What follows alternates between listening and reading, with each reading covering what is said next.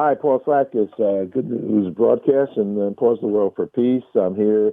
We're going to discuss something very important. The U.S. Army celebrates the Civil Affairs Regiment's 68th anniversary as the eyes and ears to civil organization. We're going to learn about that. We'll have the opportunity and the honor to speak with Colonel Bradford Hughes, the Government Functional Specialty Chief of the 351st Civil Affairs Command. Good morning, Colonel. How are you today? Hey, good morning. Great to be here. I'm calling in from Austin, Texas, Hook 'em Horns, and looking forward to our conversation. All right. We like Austin. I like it on Halloween, I'll tell you that. What's it, 5th Street or 6th Street? I always get the street mixed up. It's so crazy. It's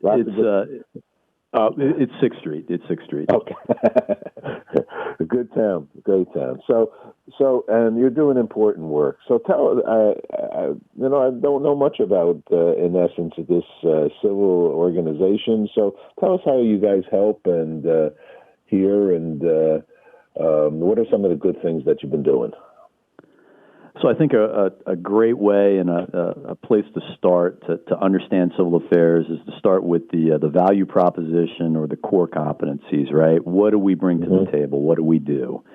And there's three things: civil network development and engagement. That's just a fancy way of saying partnerships, relationships. That's an important component of CA. And then we take what we learn from those partnerships, and we call it civil knowledge integration. And that just helps us make better decisions or decision superiority. And then using both of those, how can we influence a potential partner? How can we provide stability during, right now we're in what we call the great power competition, but how can we ensure stability? How can we promote resilience? And, worst case, during armed conflict, how do we assure continuity of government? So those are our value propositions, and I just wanted to give a quick shout-out to the Civil Affairs Regiment. Like you mentioned, today is our birthday, and it's our 68th anniversary. Okay, and we happy birthday to you. It's all good. So give me an example of of something that I hear the value propositions and the good thoughts here, and but those good thoughts are actionable thoughts. And what are some examples of your partnerships with civil affairs? Yeah, for sure. So I'll get there by starting with so my unit's the 351st. Civil Affairs Command. We're based out of Mountain View, California, and we have folks that come in from across the country and across the world. We actually have personnel assigned to embassies from Delhi, Singapore, Korea that are part of the team.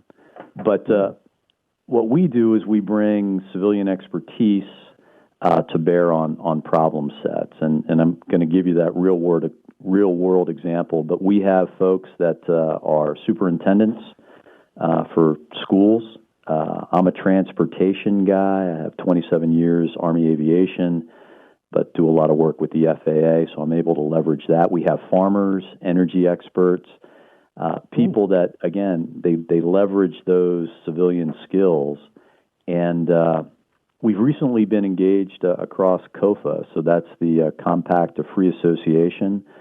So think countries like Palau, Micronesia, the Republic of the Marshall Islands. And right now, a significant problem set over there is climate change. And we have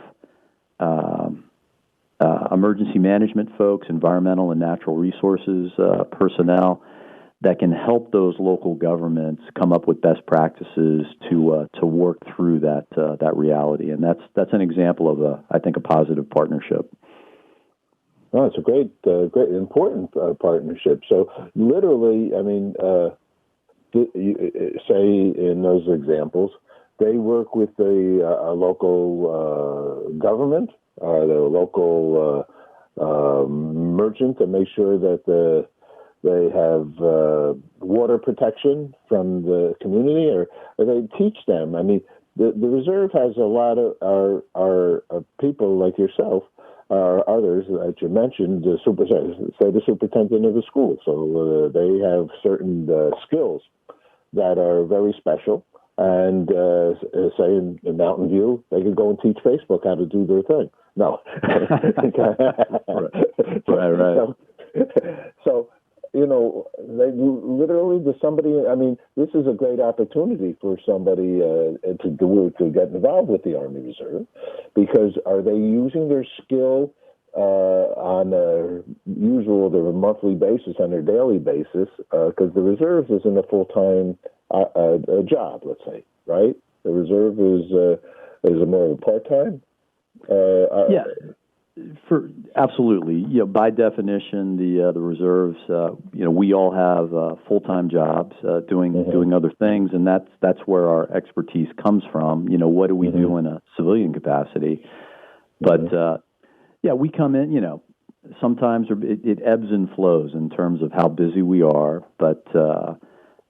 When we come in, and I think I've got another great example. So I mentioned, you know, agricultural, business, and food. So think farmers, or we have an individual who's the COO for a apple orchard up in Washington State.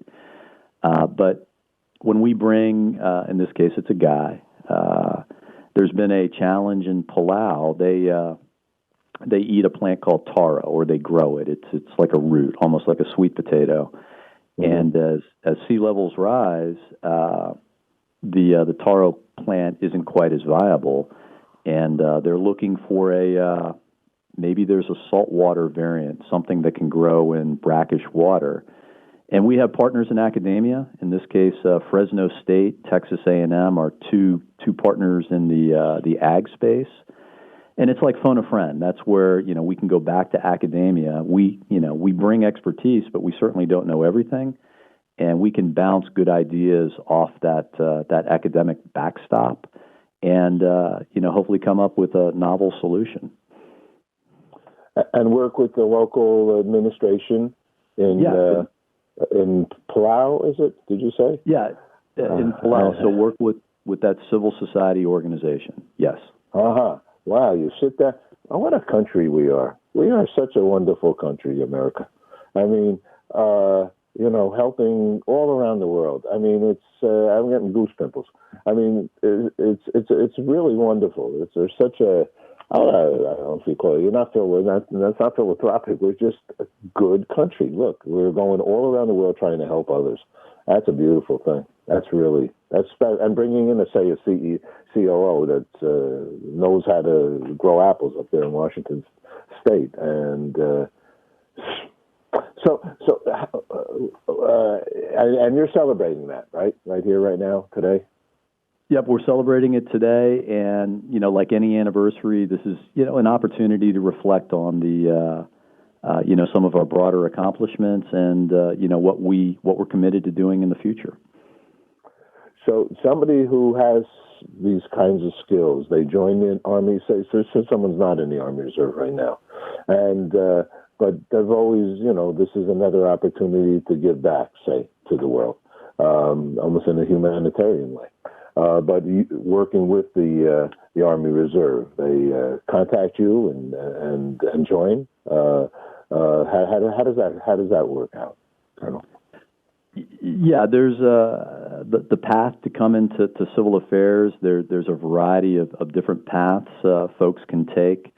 We're a little bit, our team, you know, I mentioned expertise coming from civilian jobs, so folks are a little bit older. You know, they've been in their civilian capacity for a while to build up that expertise, but there's still room for them, and there's ways for those individuals to come into the civil affairs branch. But for younger guys and gals who want to get after civil affairs more tactically, right, that would be, you know, the one-on-one relationships that you're going to see more at a local level. There is, through the Army Reserve, they show interest in civil affairs, and they can follow that path. And in a lot of cases, if they show a willingness to learn a language. We'll send them to language school, which is, to be an ambassador, you've got to speak the language, which is incredibly important. And that's a way that I think that's a great recruitment tool that the Army Reserve has through the Civil Affairs branch. And really, any language is up for grabs. We focus in on, with the Pacific, Tagalog, Chinese, Japanese, Korean. But depending on where the mission is, it could be Russian, it could be Arabic, but it's a great opportunity. Sure is. Do we have a website to send people to? Yeah, absolutely. And to learn more about Civil Affairs and the Army Reserve, I'd encourage folks to navigate to usar.army.mil. Mm-hmm. Okay.